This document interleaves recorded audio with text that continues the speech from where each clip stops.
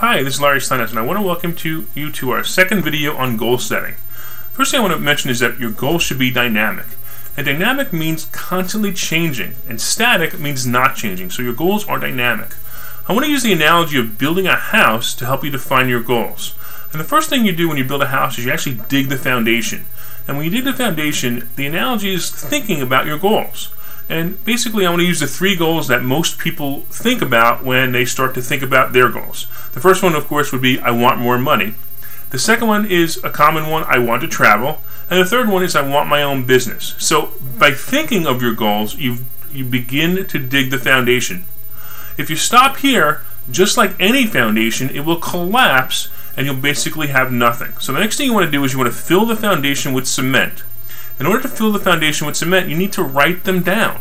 So now you've actually taken out a piece of paper or taken your word processing program and wrote down, I want more money, I want to travel, and I want my own business.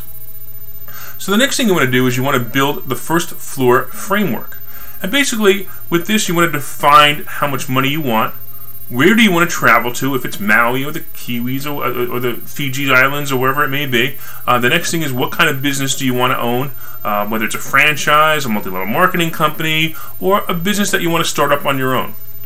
The next thing you want to do is you want to do the second floor framework. And the second floor framework is a very important piece.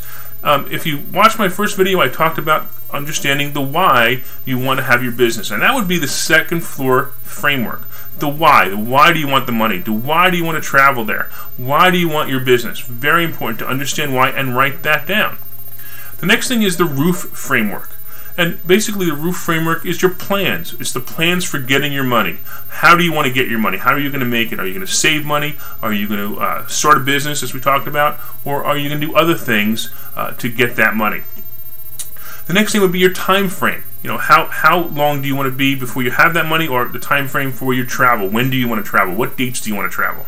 The time frame for you to start your business. Do you want to start your business next year, the year after, or even next month? Okay, finally, we want to start talking about the roof covering and the sheathing on the house. And basically, when you talk about the roof covering and the sheathing, you want to break down your goals. So, for example, if we're going to take the goal of money, and you wanted to have a certain amount of money by the end of the year, you need to break it down by month, and to have smaller goals, and breaking down those goals month by month to have the amount of money that you want in your bank account. Also, with your travel, you want to actually look up on the internet, find out how much it costs to travel to these places. What kind of trips do you want to take? What kind of packages there are? Also, the next thing is, if you're going to open your business, begin to open your business. Now, I don't mean sign leases. I don't mean hire people. I mean do the things that you need to do to understand your business.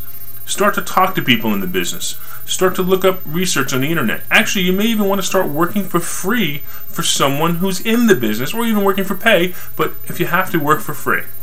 Finally, we're going to talk about the drywall, the paint, and the siding. The drywall, paint, and the siding is basically tracking your results. Make changes to your plan. Remember, it's a dynamic plan.